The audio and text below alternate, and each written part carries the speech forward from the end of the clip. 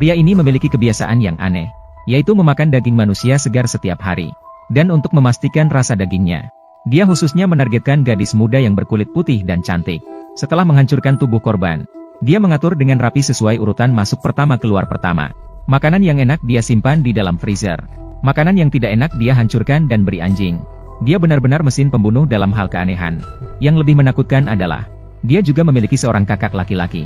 Dalam hal tingkat keanehan, hanya meningkat dan tidak berkurang. Siang hari dia menyamar sebagai sopir bus sekolah. Tapi begitu malam tiba, dia langsung berubah menjadi iblis berdarah. Mulai dengan kejam memburu mangsa. Seperti gadis di depannya. Karena jalan kecil yang sempit, tidak bisa naik mobil.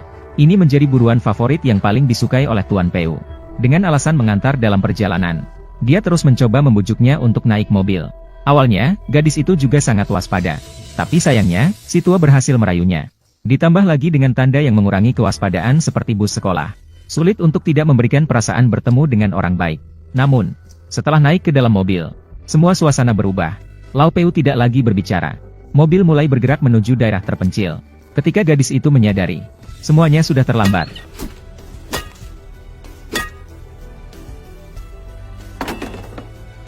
Gadis itu tidak mati, tetapi lebih menderita daripada kematian. Karena Lau Peu memiliki kebiasaan, yaitu melepaskan naluri binatang sebelum membunuh.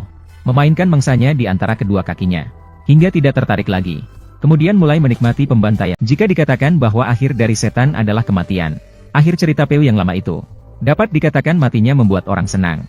Karena Lau Peu tidak pernah bermimpi, dia akan menghadapi seseorang selanjutnya. Akan menjadi keberadaan yang bahkan membuat setan takut. Di jalan kecil yang sama, Lau Peu bertemu mangsa baru. Gadis ini terjebak di dalam mobil karena ban pecah. Hanya bisa tinggal di dalam mobil dan menunggu bantuan di jalan. Kendaraan sekolah tua tetap berada di tempatnya. Pertama, dia berpura-pura menjadi orang baik dan menyapa. Kemudian dia berpura-pura memeriksa kondisi ban. Dia bilang padamu bahwa dia benar-benar orang yang baik hati. Tapi kali ini tidak peduli bagaimana dia berpura-pura. Gadis itu tetap waspada. Dia bahkan tidak berani menurunkan jendela mobil terlalu banyak. Dia segera menelepon pacarnya, Suhyun. Sayangnya, Suhyun bekerja di Badan Intelijen Nasional. Dia tidak bisa membantu dia saat itu juga. Tapi ada satu hal. Jangan turun dari mobil sama sekali. Harus menunggu bantuan jalan. Setelah menutup telepon, gadis itu dengan tegas menolaknya. Namun, tampaknya si tua juga sedikit waspada. Setelah mengamati sekeliling, dia pergi perlahan-lahan. Namun yang aneh adalah, beberapa saat kemudian, bus sekolah tua tetap berada di tempatnya. Tidak ada niat untuk pergi. Gadis itu dengan gugup menyalakan lampu mobil.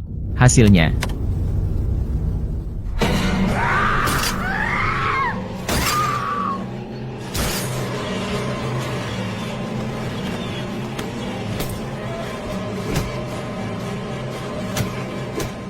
hanya dalam waktu 1 menit, gadis itu kehilangan kemampuan untuk melawan.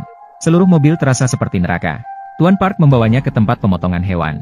Berpikir sejenak, tidak tahu bagaimana cara terbaik untuk memulainya. Namun pada saat itu, gadis itu memohon, "Bisakah kamu membiarkanku pergi?" "Mengapa?" "Saya hamil."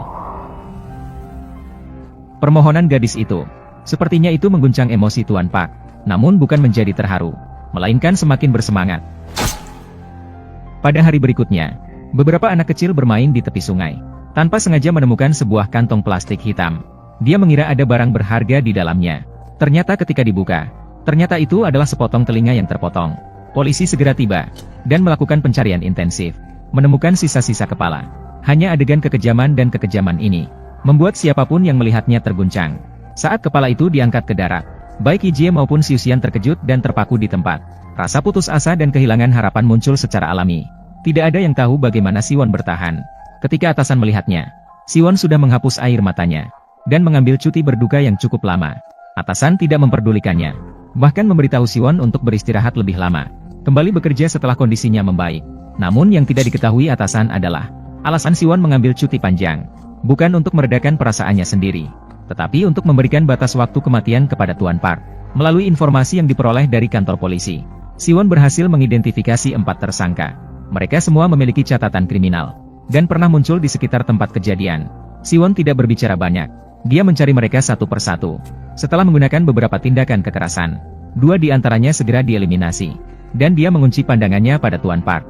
Awalnya Siwon juga tidak yakin itu dia.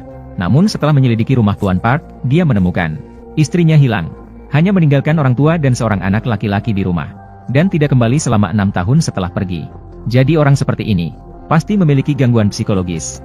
Tetapi yang membuat Suhyun yakin adalah di dalam rumah kaca tempat kerja Pak Park, dia menemukan banyak lemari yang terkunci.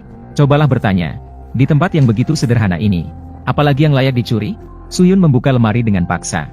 Di dalamnya penuh dengan pakaian dalam wanita dan berbagai macam perhiasan dan sepatu. Sekarang, Pak Park adalah pembunuh tanpa keraguan dan mengikuti ke tempat yang lebih dalam. Rumah ini penuh dengan noda darah yang belum kering. Bau darah memenuhi seluruh rumah. Dan di dalam bak pembuangan, Suhyun menemukan sebuah cincin. Cincin pernikahan yang telah dia sepakati dengan istrinya. Suhyun tidak berniat melaporkan ke polisi. Dia juga tidak pernah berpikir untuk menggunakan cara yang adil untuk membalas dendam. Sementara itu, Pak Park mengendarai bus sekolah. Sekali lagi menargetkan mangsanya hari ini. Dia di antara banyak siswa.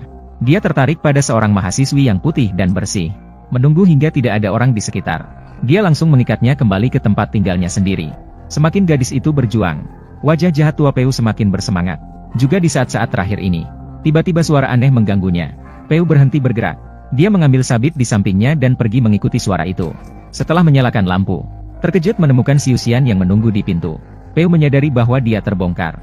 Namun yang tidak dimengerti adalah, mengapa hanya Siusian seorang? Apa maksudmu dengan seorang?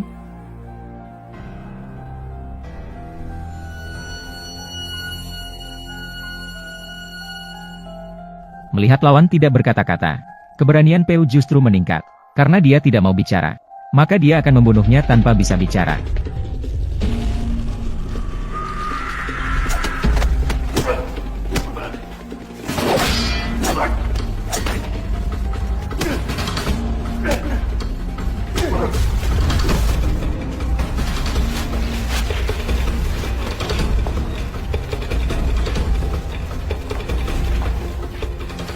Peu sama sekali tidak bisa membayangkan. Orang yang dia temui kali ini sangat kuat. Tidak lama setelah itu, dia dicekik oleh Siusian sehingga tidak bisa bernapas. Namun yang aneh adalah, Siusian tidak membunuh Peu. Tapi saat Peu pingsan, dia memasukkan sesuatu ke mulutnya. Setelah pastikan Tuan Park menelan, dia menginjak lengan dan pergi dari sini. Menonton drama dalam kabut. Setelah Tuan Park bangun, dia sangat sakit. Tetapi yang lebih membuat bingung adalah lukisan. Ternyata Suhyun meninggalkan biaya pengobatan. Seperti takut dia mati dalam drama. Tuan Park tidak mengerti mengapa. Tapi tidak perlu dipikirkan terlalu banyak. Yang terpenting adalah meninggalkan tempat ini terlebih dahulu. Di jalan keluar, Lao Peu mendapat tumpangan. Tapi, kebetulan atau tidak, informasi pengemudi di mobil ini tidak ada kesamaan dengan pengemudi sebenarnya. Ditambah dengan tanda-tanda pertarungan yang berantakan. Old Park langsung mengerti dengan sekali pandang. Dia sedang menghadapi perampokan. Tapi apa artinya ini? Dia sudah marah sejak awal. Kali ini dia punya tempat untuk melampiaskan. Apalagi, dia tidak berniat membayar sejak awal. Kamu punya keberuntungan yang buruk.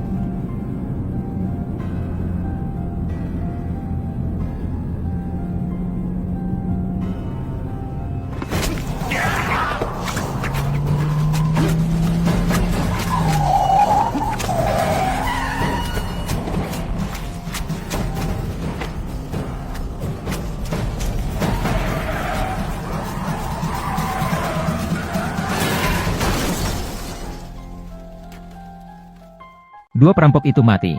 Lao Peu membuka bagasi. Memang menemukan sopir yang diculik.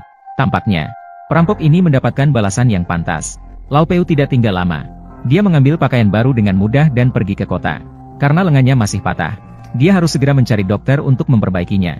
Tapi siapa yang tahu, di klinik kecil ini, seorang perawat kecil menarik perhatian semua orang. Tuan Peu tidak memedulikan tangannya yang patah. Dia langsung menggoda perawat itu. Tapi penampilannya yang menjijikkan ini membuat perawat kecil itu ketakutan. Gadis itu tidak berani banyak bicara. Tunggu sampai Lao Peu pergi. Baru kemudian dia pergi ke gudang untuk bernapas lega. Namun siapa yang tahu, Lao Peu tepat di belakangnya. Gadis itu ingin pergi, tapi pintu sudah dikunci oleh Tuan Peu. Sepertinya dia tahu bahwa dia tidak bisa melarikan diri. Lao Peu juga tidak terburu-buru. Malah dia melihat gadis itu dengan penuh rasa ingin tahu. Dia memerintahkan dirinya sendiri untuk melepaskan pakaiannya. Tentu saja gadis itu menolak. Tapi apa yang bisa dia lakukan saat ini? Sebelum aku menggores wajahmu dengan pisau, cepat lepaskan pakaianmu. Di bawah ancaman Lao Peu, gadis itu mulai melepaskan pakaian sedikit demi sedikit, hingga hanya tersisa 2 pakaian terakhir. Barulah dia berhenti. Dia dengan putus asa memohon agar Tuan Park membiarkannya pergi. Namun permohonan putus asa ini malah membuat Tuan Park semakin bersemangat. Dia berencana untuk mendekatinya dengan paksa. Tepat pada saat yang krusial ini, seorang tamu tak diundang tiba-tiba muncul, dan langsung memukul Tuan Park dengan tongkat. Lau Peu sedikit bingung. Belum lagi Su Hyun mengganggunya seperti hantu. Tanpa berkata-kata lagi, dia langsung memukulinya begitu bertemu. Tuan Park sama sekali tidak bisa marah. Yang lebih kejam lagi, kali ini dia bahkan ingin mematahkan kakinya. Untuk mencegahnya dari kehilangan kendali. Untuk menghindari dirinya dari kehilangan kendali, Su Hyun bahkan meminta perawat untuk menunggu. Untuk memastikan Tuan Park tidak akan mati sebelum pergi.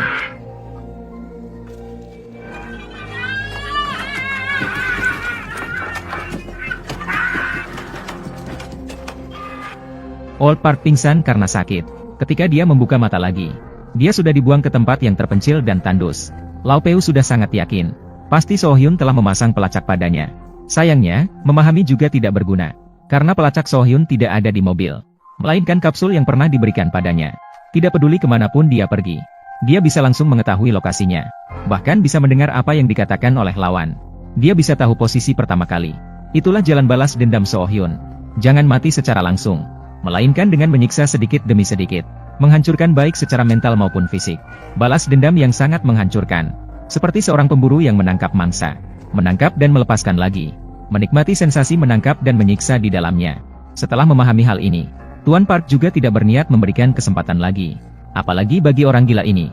Siapa yang menjadi mangsa belum tentu. Tuan Park bersiap untuk meninggalkan mobil, berencana mencari mobil yang aman dan melanjutkan perjalanan. Hanya saja hari ini kurang beruntung. Ketika melihat penampilan mobil tersebut, memang agak takut. Ada apa?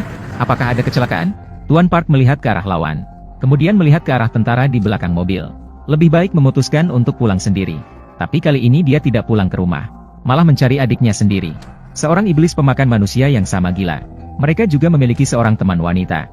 Meskipun tidak tahu situasi orang ini, tapi pasti bukan orang baik-baik. Ketika malam tiba, si gemuk mulai menyiapkan bahan makanan lagi. Dia dengan sembarangan menarik seorang wanita, langsung ingin membongkar orang itu. Saat ini, Su Hyun tidak bisa lagi tetap diam. Dia diam-diam masuk ke dapur belakang, langsung datang ke depan si gemuk. Awalnya masih sedikit terkejut, tapi setelah tahu itu Su Hyun yang datang, si gemuk malah menjadi bersemangat, karena dia ingin melihat, siapa sebenarnya yang menyiksa kakak besar, Tuan Park.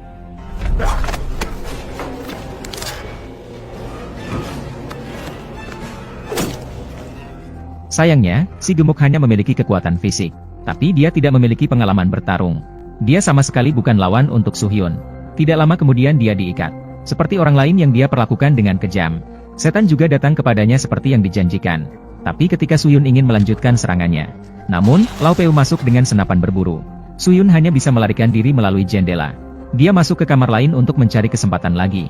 Namun, dia belum menemukan stabilitas. Tetapi dia terlebih dahulu ditemukan oleh seorang wanita. Serangannya tidak berhasil. Malah dia dipukul pingsan dengan satu pukulan. Su Hyun baru saja ingin pindah, tetapi orang gemuk yang datang juga bergabung dalam pertempuran. Meskipun terlihat menakutkan, tapi mereka hanya sekadar pengikut kecil yang bisa dikalahkan. Su Hyun tidak membiarkannya, langsung mengalahkan orang gemuk itu. Melihat Lau Peu mendekat dengan senapan berburu, Su Hyun segera melemparkan kotak kait. Ketika lawan terburu-buru menginjaknya, itu adalah saat untuk menangkap mangsa lagi.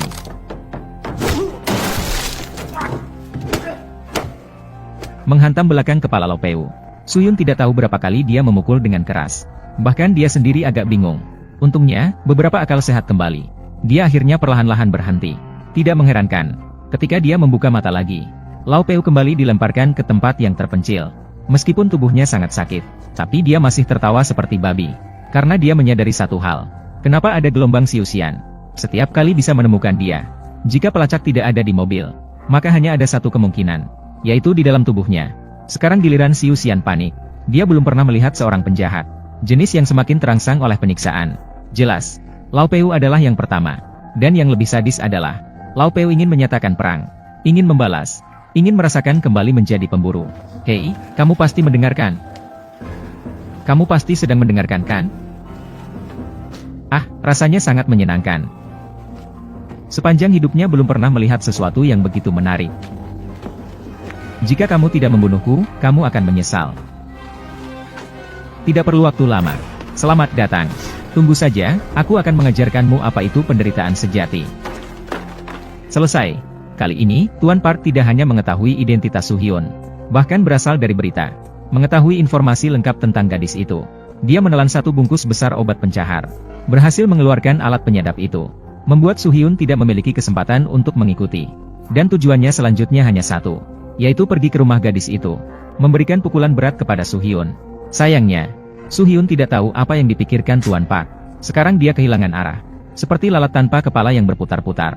Namun dia tidak tahu. Tetapi orang lain pasti tahu sesuatu. Itu adalah orang gemuk yang sama-sama aneh. Su Hyun datang ke rumah sakit. Melewati pengawasan polisi. Pengawasan yang ketat. Akhirnya menemukan satu sama lain di tempat tidur rumah sakit. Dia menginterogasi orang gendut dengan keras. Tuan Park yang tidak punya tempat untuk pergi. Akhirnya akan pergi kemana? Si gemuk masih agak bingung. Tapi setelah dia menyadari, dia malah tertawa dengan sangat senang. Karena dia tidak mengerti apa yang terjadi. Lau Peu adalah pria yang harus membalas amarahnya. Dan dia akan membalas dengan kejam berlipat ganda. Sementara si Xian peduli dengan keluarganya. Lau Peu pasti akan memulai dengan keluarganya. Sampai semua kerabatnya mati. Orang itu sebelum membunuh setiap kali akan memberikan sensasi kepada lawannya terlebih dahulu. Keluargamu pasti senang. Mendengar suara tawa si gemuk, si Xian tidak bisa menahan diri lagi. Dia langsung membuka mulut orang itu. Kalau begitu, biar dia tidak bisa menutup mulutnya seumur hidup. Biarkan dia tidak bisa menutup mulutnya seumur hidup. Setelah menyelesaikan urusannya, si Xian segera menuju rumah mertuanya dengan terburu-buru. Dia menelepon dengan keras sepanjang jalan. Tapi dia tidak pernah mendapatkan orang yang menjawab telepon. Ketika si Xian tiba di rumah mertuanya, dia hanya melihat polisi yang mengelilingi. Mertuanya dipukuli hingga babak belur. Meskipun masih bernapas, namun segera mencapai ujungnya. Yang lebih disayangkan adalah, istri memiliki seorang adik perempuan, yaitu bibi kecil dari Xiu Huan. Ketika menemukannya, dia sudah dilemparkan telanjang ke tumpukan sampah. Dan tidak ada tanda-tanda selamat lagi. Sekarang Xiu Huan benar-benar hancur. Dia tidak pernah berpikir tentang nafsu pribadinya. Akan menyebabkan penderitaan seperti ini bagi keluarganya. Namun penyesalan sudah terlambat. Kali ini dia akan membunuh. Dia akan menghabisi Park dengan kejam. Tidak memberikan kesempatan bernafas sedikit pun bagi lawannya. Namun harus diakui, meskipun Park adalah seorang binatang, namun dia adalah binatang yang cerdas. Dia memilih untuk melaporkan ke polisi. Meskipun harus menghabiskan sisa hidupnya di penjara, dia tidak akan pernah merasa puas dengan kepuasan balas dendam Xiu Huan. Dan tindakan ini benar-benar menusuk hati Xiu Huan seperti membunuh. Park pergi sendirian ke pusat kota. Setelah pastikan polisi mengikutinya, barulah dia berani keluar. Dia ahli dalam dua bidang. Memohon agar keadilan melindunginya dengan segera. Namun saat polisi bergerak, akhirnya, di saat terakhir, berhasil menculik Pak Pusaka.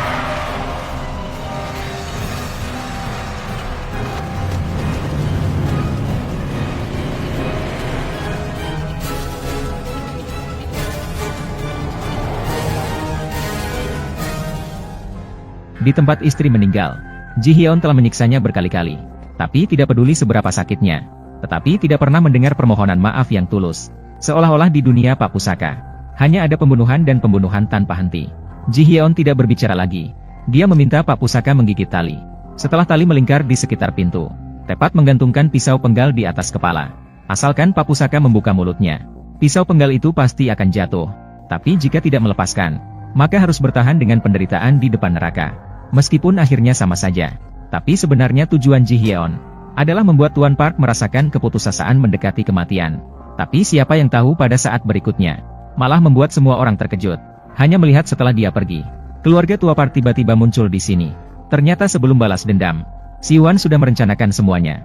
Merencanakan pengaturan yang menakutkan setan. Itu adalah dengan tangan orang terdekat, untuk memberikan kerusakan terakhir. Namun, ketika tua Park mendengar suara anaknya, dia tidak bisa menahan diri lagi. Meledakkan rasa takut yang belum pernah ada sebelumnya. Dia ingin berteriak keras, memberitahu keluarganya untuk tidak membuka pintu. Hanya saja semakin dia ingin berteriak, keluarga di luar semakin gelisah. Semakin ingin membuka pintu penghalang ini. Jangan, ibu, jangan. Apakah kamu baik-baik saja? Jangan.